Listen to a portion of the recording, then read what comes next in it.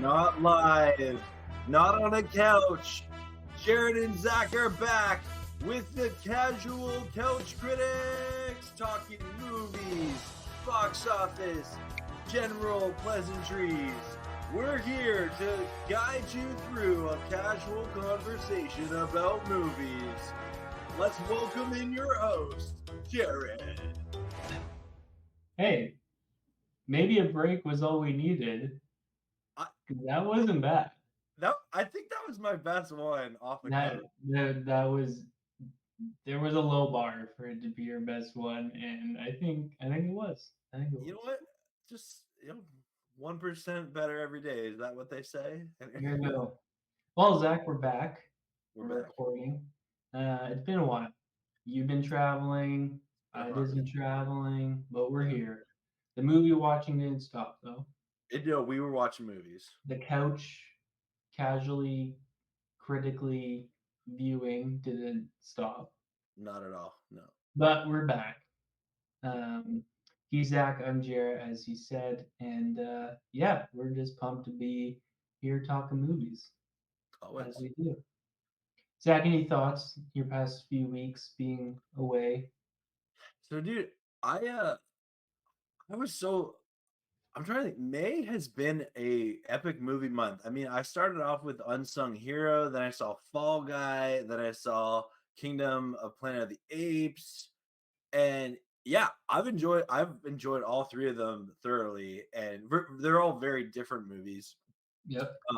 I'm excited we're talking about Fall Guy today though, because I feel like it's a movie that definitely deserves some more hype than it's been getting. And yeah, I what about you? Have you had pleasant movie going experiences? Yeah, it's great. We're in the prime summer season now. May's kicked off for movies, and the blockbusters are rolling. So Yeah. Um, yeah, if you haven't listened to us before, what we do is usually talk a couple of things movie news related, and then we go into our future presentation, which, as Zach mentioned, is the Fall Guy. Today opened up last week.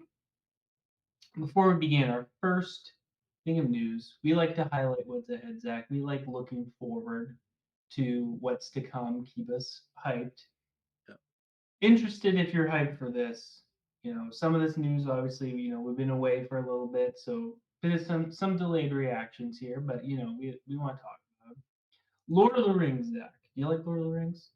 Love Lord of the Rings. Love it. Love. Well, last week, Warner Brothers announced Peter Jackson's returning on a two-movie deal, Yeah. including one of them called Lord of the Rings: The Hunt for Gollum.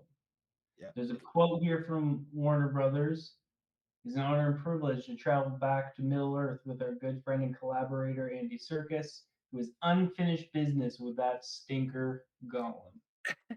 Now, Andy Serkis, legend. Yep. You mentioned King of the Planet of the Apes, obviously Caesar, Yep. legend. Gollum, legend. He died in a volcano. I, I, I don't know what's left. Well, he had the ring, so the ring protect. No, I'm just kidding. Yeah. and then he came back for the Hobbit movies, which are hit or Yeah. miss for some people. I personally enjoy them quite a bit, Yeah. particularly the first one he came back for, I should say. Yeah. Um, the Hunt for Gollum. What are your thoughts? You know, I'm at a point now where we live in a world where we have to accept if there's an intellectual property that studios feel has a big enough fan base that if they're not making something off of it, then they're losing money on it, in their opinion, right? And the Lord of the Rings money or movies, the first trilogy classic, Hobbit, hit or miss. I still, for the most part, enjoyed most of the Hobbit films. Uh, but I think that as long as there's a fan base for the Lord of the Rings, which there definitely is, they're gonna keep making movies about it. Right now, the question is, what's that story gonna be? What's the intrigue gonna be? Is it gonna be a bunch of fan service? Is it gonna be just Gollum prancing around Middle Earth and a bunch of humans and elves are racing to try and get him, and Gandalf's trying to get him, and I don't know, like maybe that could be kind of interesting if it's just sort of like a Wile E. Coyote movie. So they have like just this one frustrated human who's trying to get Gollum, and I don't know, that could be interesting. But I know I'm gonna watch it. I don't even need a trailer or anything. I just need the movie to actually come out, and I'll watch it. And I think that's why they're gonna make these movies. Yeah, I don't know if I'm gonna watch it. A Oh, Gollum-centric movie, like, of all but the things but it's the in the hunt Lord of for the Rings Gollum. universe, the hunt for Gollum. But if Andy Serkis is their main thing, Gollum's gonna it's not just gonna be like Gollum appears at the end. What if they give him a love interest? Yeah, I'm not gonna go see that. And the other movie, I should say, it's undisclosed at this time. They don't have the Yeah. title or screenplay, I don't believe yet. Um, this one makes me nervous, and I think especially with there's already mixed reception to Rings of Power, and I was kind of like overall positive. Obviously, it's the season one of Rings of Power was pretty flawed, but season two is coming out. I think later this year. Hopefully, they've corrected some things. But I mean, Andy Serkis is such a great actor. You could, and there's so many other things in Middle Earth you can motion capture. He could play anyone. You could say he's just coming back to the franchise. Why are we doing a Gollum movie? Like, I don't understand. Well, Because even then, there was flashbacks in the Lord of the Rings of him as Smeagol, when he finds the ring in the water and all that sort of stuff. Like, I just, no one's like, man, Gollum, that's the guy. I want to see. I think of it like this. Like, I believe there's an animated movie. I think it's still slated to come out this fall, right? About the Rohirrim, the horse people. That that seems cool. that would be cool. Yeah. But why don't we do some more cool things? Yeah, more yeah, no, and, like, especially, like, there's so much, like, of Middle Earth that's unexplored, right? Like, anyone who's read a Lord of the Rings book or played the Lord of the Rings Risk game can see, oh, the movies, like, are a very small portion of this huge, massive world, Yep, right? And there's yep. lots of stories. So, yeah, I think you're right, and even, like, I think of, like, Lord of the Rings, the Third Age video game, like that was a fantastic story, and like I'd be okay if that got adapted to some sort of film medium, right? But Jared, I'm gonna challenge you on this here. Is do you think Peter Jackson would come back to this if he didn't have a story that he believed in and got greenlit, right? And maybe that's just the title, but we don't actually know like what this story's gonna be, right? Yeah, I do think he'd come back because I think they're probably paying him like a lot of money. But he has tons of money. Yeah, but that's why people come back is for lots of money. Well, yeah, Like but he wasn't supposed to do the Hobbit movies, and then they didn't like where it was going, so they paid him a bunch of money to come back and do the Hobbit movies. I don't, I just I think but this is different. I really think he wouldn't come back unless there was a script and a clear direction that he felt these like this this franchise was gonna go right. So I'm optimistic. I'm excited for it. No, I think to what you're arguing, he's had source material, and even the Rings of Power show is using source material. There's no Hunt for Gollum spin-off or anything. That's That's dangerous fair. territory in general. So It's I just don't know. We'll see. like I'm curious. Is it just gonna be like a bunch of hobbits chasing Gollum around a mountain or something? I don't know. We'll see. I don't know. Um, Hopefully this is better. Although, again, not entirely sure. This could be hit or miss as well.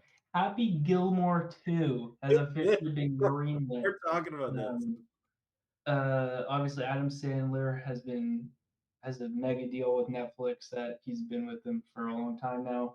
This is officially part of it. I'm Yeah. kind of surprised it's taken this long, but there's no release date or whatever, but the announcement's out there now. Like it's real, it's happening.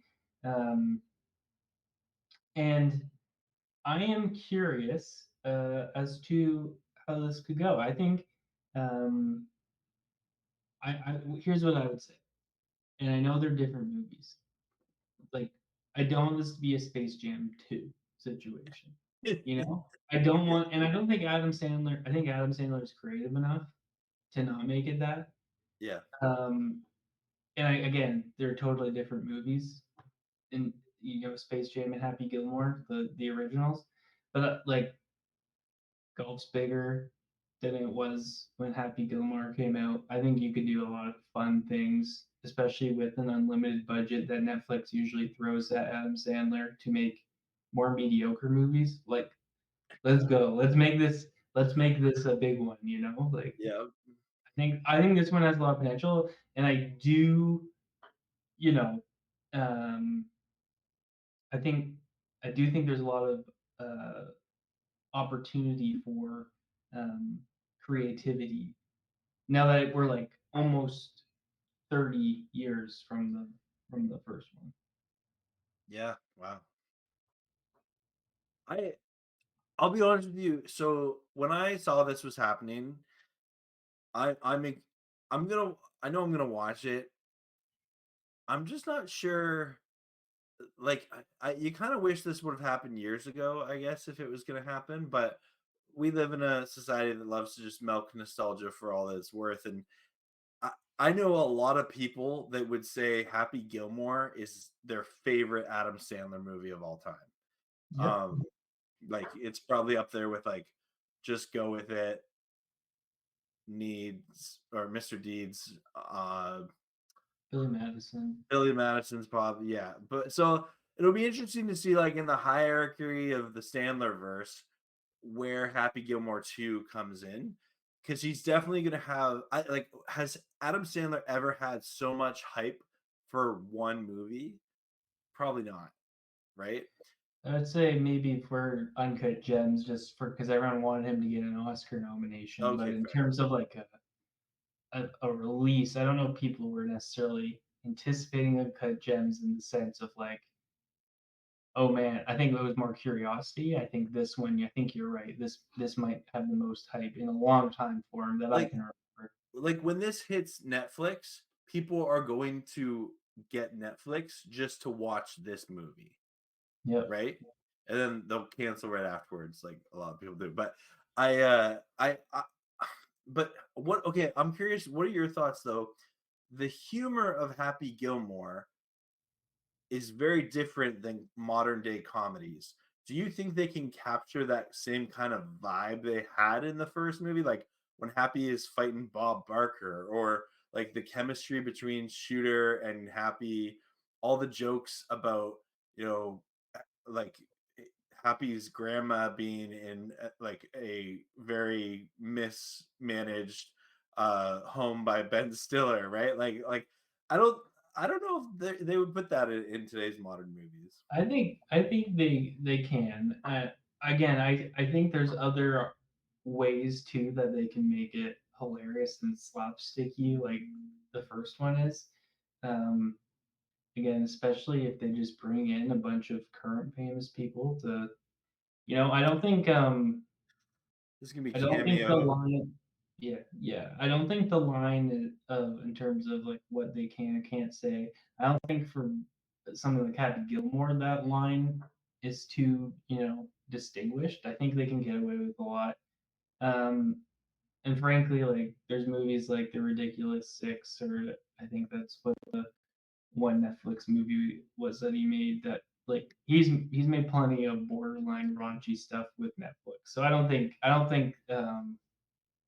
this would be preventing that for sure. Right.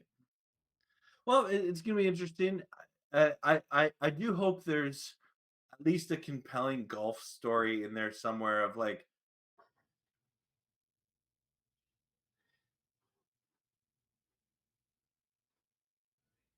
okay, and we're back. Sorry, minor technical difficulties there, folks. Yeah, as I was saying, I hope there's a compelling golf story in this. Like the first one, you can watch that movie because you like sports movies, and maybe the humor doesn't land or something for you, but the golf narrative like kind of overall plot is interesting. Here's this hockey player who becomes a golfer. He has the weird, run up to the tee, which Yep. everyone has tried at some point if you've played golf. And it was cool. It was cool, right? I don't know, what's the story going to be between Happy and Shooter? Like, is Shooter coming out of retirement to get Happy or something? Like, is he going to hire a hitman again on Happy? I don't know. Yeah. Yeah. I think there's lots of potential there. Um, so yeah, keeping with the theme of announced movies, um, let's talk John Wick a little bit.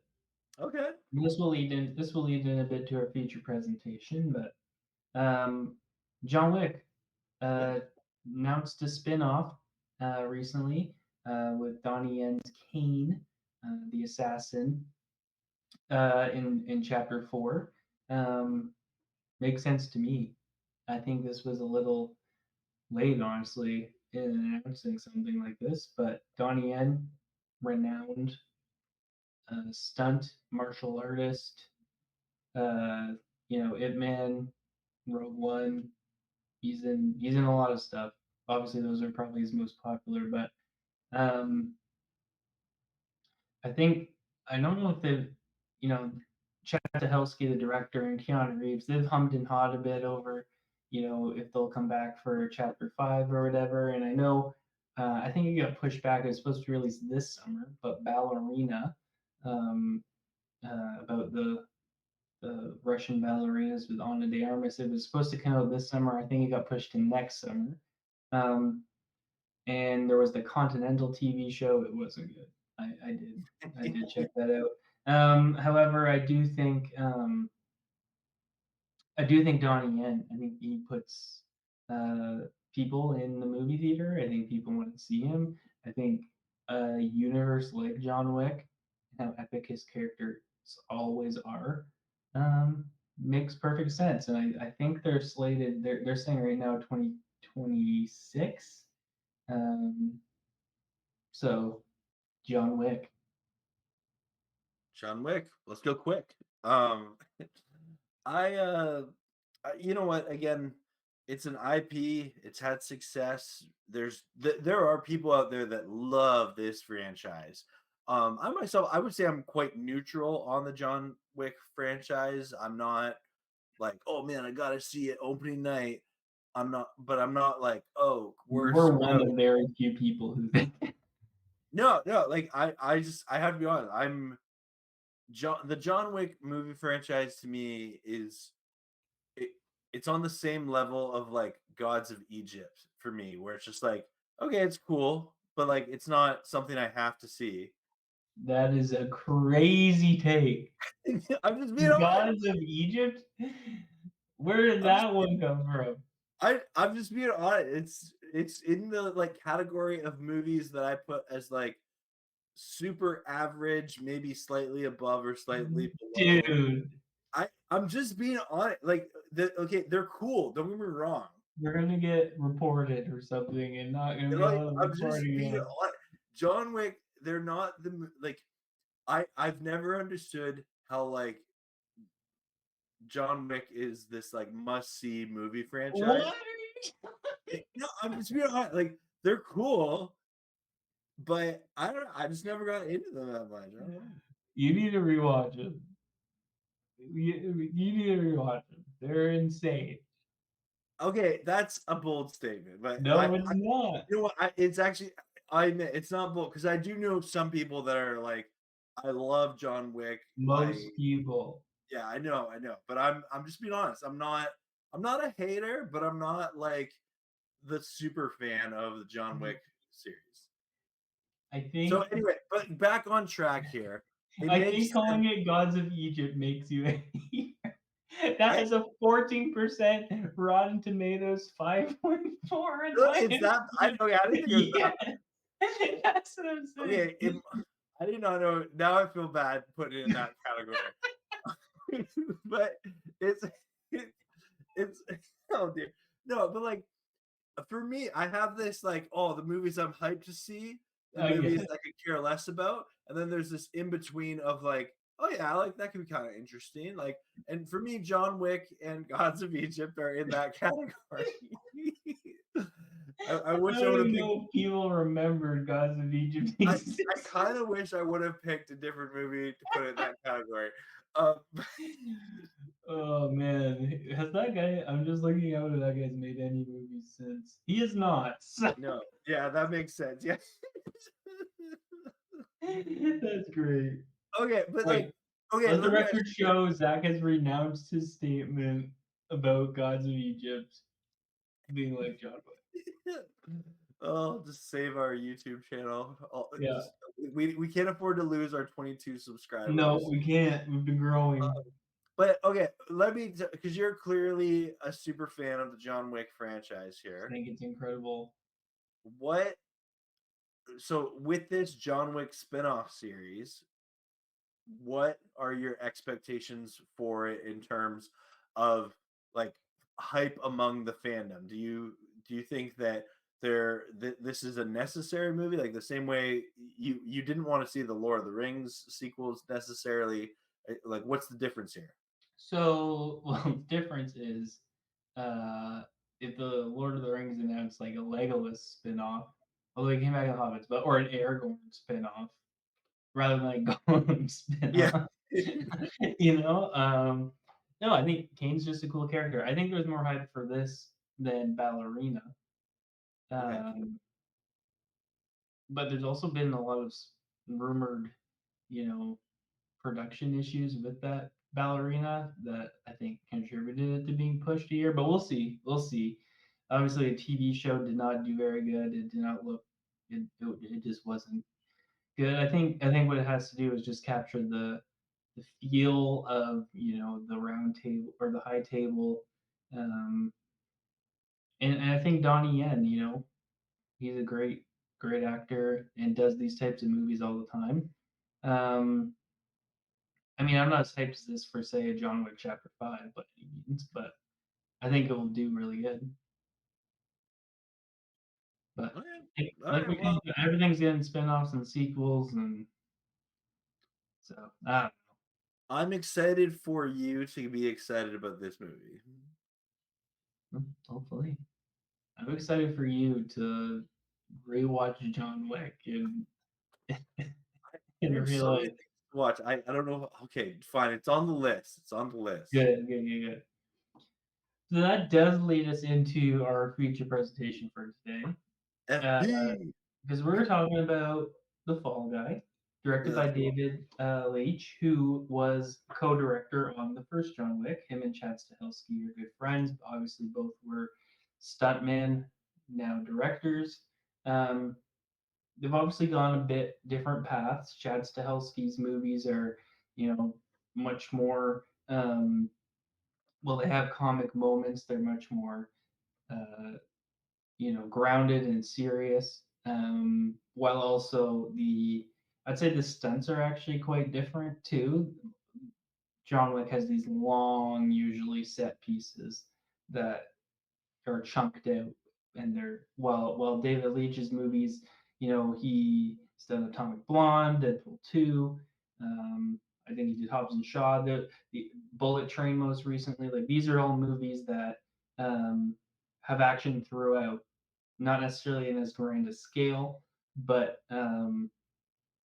for sure his stunts are through all his movies, and I think you can tell just how gifted both him and Chad Stahelski are, and I think that's a good premise for what he thought to do for the Fall Guy, which is essentially, um, it's a romantic action comedy of sorts, but it's at its purest form a tribute to how his his career or the industry of stunts that Yeah. he essentially got his prominence to, and it's been doing okay at the box office. I think it's not doing as expected. Um, Currently, it's made internationally or worldwide almost 130 million. I believe its budget was 125. So it's definitely not having the summer pop, especially with big stars like Emily Blunt and Ryan Gosling that people necessarily expected, which we can discuss why maybe a little bit on. But overall, I've been I personally have been on the fence with David Lynch's movies. I think his writing or the screenplays aren't always there. The action always is. I think this is for sure his best movie that he's made. Um, and we can pick it apart as we go through. But Zach, just initial reactions to the movie and yeah, what do you think? I love this movie. It was honestly one of my favorite movie going experiences I've had this year so far. I'm sure at the end of the year we'll look back and like, will Fall Guy be in the top 10? I'm not sure, but it's definitely in the competition. I love the humor of this movie. I love the stunts in this movie. And I actually really dug the story of this movie. And I felt that this film in its advertising did a good job of not giving away too much like a lot of movies do in trailers and stuff. But I came into this film knowing very little about the premise, but I enjoyed it.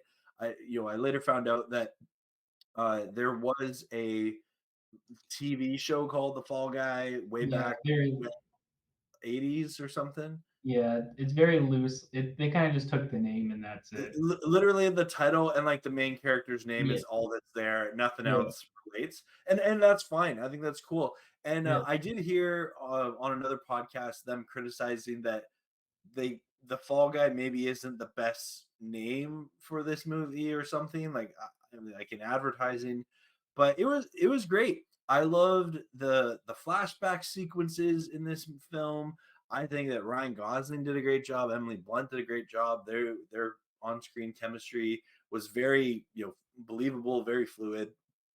And yeah, I was honestly in this world of stunt people for the entire film, and then there's the criminal, crime side plot that comes yeah. back to the main story, and yeah, I was here for the ride.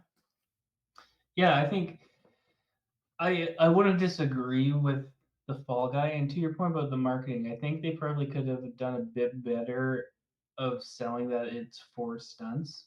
I think they Yeah, kind of relied heavily on the romantic comedy, and you can kind of see why. Obviously, Ryan Gosling coming off mega sensation movie of the year Barbie last year, which was essentially all his quirkiness, right? So they're kind of trying to bank on that, and obviously him and Emily Blunt, similar kind of vibes in this movie. But as far as what the movie's about and these big set pieces, I don't necessarily know if they pushed that enough. And yeah, maybe they could have attributed you understand the name the Fall Guy once you see the movie. yeah, But um yeah, I'm curious maybe that if like you said, maybe that impacted its box office performance um as well. Uh I think something cool to note, again, we've talked about David Leitch and his stunt background, but 87 North, his own stunt company, they're like the stunt people in this film. Like they're, Winston Duke, who's in this movie, who's the stunt coordinator for this fake movie that Emily Blunt's making. He has the 87 North logo, and I cool. think that's pretty creative as well. I almost like, I guess, spoiler even though we're talking about this movie. So I don't know. But during the credits, they're kind of just showing some bloopers or behind the scenes stuff. Yeah, I almost would want to see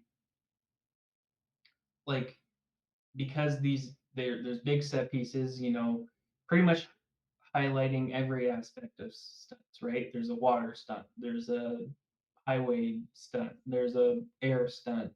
They kind of there's a gun stunt. They kind of make sure they go off the list of all the common action things. I almost want to see like, and I was thinking this especially during the road stunt where they are in this truck and then it starts almost rotating as they're going. I want to see like the setup for the setup because it's a fake movie. Like I yeah, think the rigging and stuff like that would be crazy. And I think they did a really good job because even going back to the all these car jumps or car flips, like there's a fake movie set going on, but there's also in real life filming this movie, there's a movie set and stunts around it. And so I think like just the dynamics of getting this movie made, I think also is why I loved it so much because I could see a lot more, I feel like, effort as opposed to say something like Hobbs and Shaw, which I did like Hobbs and Shaw. It's not great, but I feel like sometimes um, in his movies previously, he relies a bit more on you know writing when the writing's weak to begin with. I think this time it was a good balance, and it all worked. Yeah, and even like you could go to this movie just for the stunts and walk out of the movie being like, man, some of those stunts were really cool. This you could go to this movie, really appreciate the stunts, but also the romantic comedy part of it really made it a complete film. And I was in my small local theater, the Amherst Theater, shout out, and there was probably about 20-ish people in the crowd. Everyone at the end of that movie stayed for the end credit roll to see all of the like highlights and the behind the scene footage that they put in there, which I hope movies keep doing that because I missed that. And then after the movie was over, almost everyone was talking in the lobby. The theater manager was there, talking to everyone about what they thought of the movie. And just I appreciate a movie that has an audience talking about it afterwards. You don't just go eat your Yeah. popcorn, watch it, and go home, right? You know what it reminded me of? It reminded me of like the Indiana Jones spectacular at Disney World, how they're explaining all of the stunts and kind of how they happen.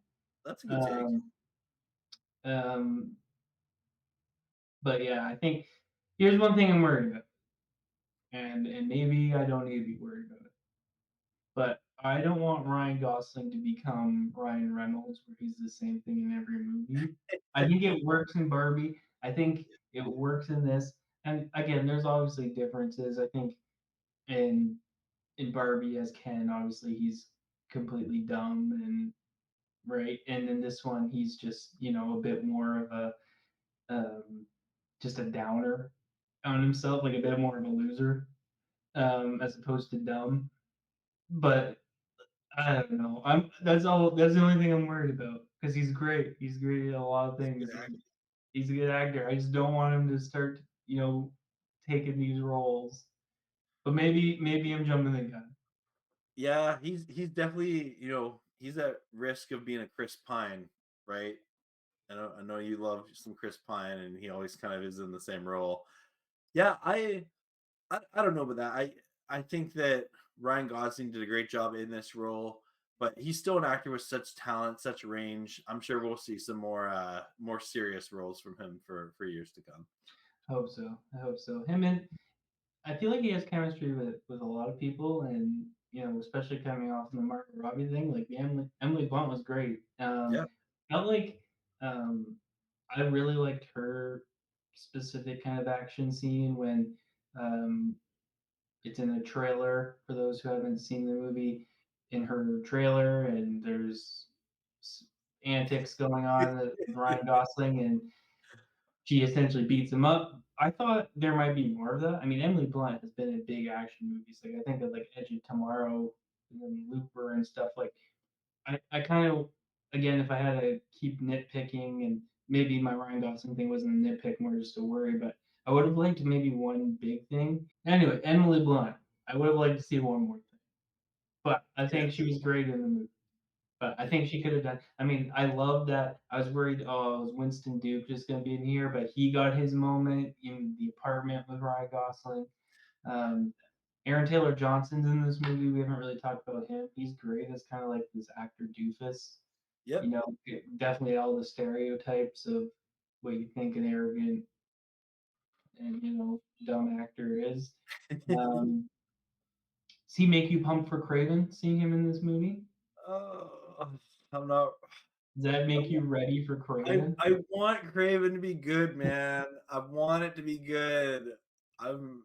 Oh, You So know, here's where Madam I think Web is #1 movie on Netflix apparently in America this week. here's my thing about Aaron Taylor Johnson, this movie. And again, I think he was great. I think everyone in this movie is great. Yeah, But they purposely don't have him do stunts. That's his character. yeah, I think, and he's obviously comedic. I think going into Craven, which the worry is like Sony, it's not his problem, but Sony takes themselves too seriously. yeah, Just especially seeing something like this where he's free, and especially like he's obviously parrying Matthew McConaughey at the end when he does his like cowboy alien speech like to yeah. everyone about love in your hearts to save you. Like that's all. That's got to be a Matthew McConaughey like Lexus commercial kind of vibe to it. Like I just don't think there's gonna be. I think that's what I'm worried about for Craven because you're like this guy has it, Yep. and we all know Craven's gonna be mediocre at best, We don't probably. know that. Maybe it'll shock the world and be Maybe, the best film ever, right? maybe. But again, it's never say never. But you like to see him. He's just free to do everything in this movie that he needs to, and it would have been cool. It'll. I'll be interested to watch Craven after seeing this one. I don't think he has any other projects left this year, but especially back to back, how free he is to be humorous. To be in on the joke, he can't do action, and then go to this movie that based on the trailer, like he looks very stiff and you know, we know Sony's editing is gonna be all over the place. So I don't know. It's just a Come curious on, Sony, get it together. it's curious. But he did great. He did great. And you know, who else am I talking? Jason Momoa. He's Yeah, in that the was a movie. fun cameo. Yeah, yeah. Would Would you call you it a go no, that was more than a cameo. uh I think it was It's cameo. it's a little more than a cameo because he was in it. Like for me, like a cameo is like one scene. He Yeah, was that's two what he was in. scenes. We'll end on this, Zach. Metal Storm. Would you go see it? I would. I would totally go see Metal Storm. I think it looked. I think how did they get away with the Dune stuff? I Like the th- there sound, there must have been a like you know someone, let's make a deal. Like like if that was that was, Hans Zimmer doesn't strike me as a guy that would find that very funny, but maybe they got around it somehow. But I can't see him like they're making a mockery of my soundtrack that I've been Oscar nominated for. What is the like? I cannot see it was him. amazing. It's so good. Um, That's why more Kidding. people need to go see this movie. I really see it. I think it's definitely unfortunately going to be one of those things, especially we got Furiosa and Garfield coming out this weekend. Right. Like that's going to eat up the box office. It's already been competing with Planet of the Apes. I think unfortunately this is going to be like a streamer hit, but I would This encourage movie, people to see this in the theaters for you sure. know what? You're right. This movie, I think, will do extremely well on streaming. And hopefully then it'll be getting the appreciation it deserves. Agreed. Yeah. Anyway, Zach's having some technical difficulties, but it's all good. We had some fun today. We're back. We are back. Um, We're casual. John Wick is not Gods of Egypt, It's it. I don't want to get into the thing. where Fall Guy is good. So good. Gollum not looking great, but I'm Zach's gonna see it. optimistic. Opening night. I'm going. All right. Would you see Craven the Hunter opening night? No, I can't Would you trust. Gollum over Craven the Hunter? I absolutely at this point, like I can't trust after Madam Web and Morbius. Like you Yeah, can't fair, trust, fair. right? I am going to see Venom 3 opening night though. Oh yeah, that's okay. All right. Well, with that, we will see everyone later. Feel free to like and subscribe, and we'll see y'all next time on Casual Couch Critics. Triple C, we're out.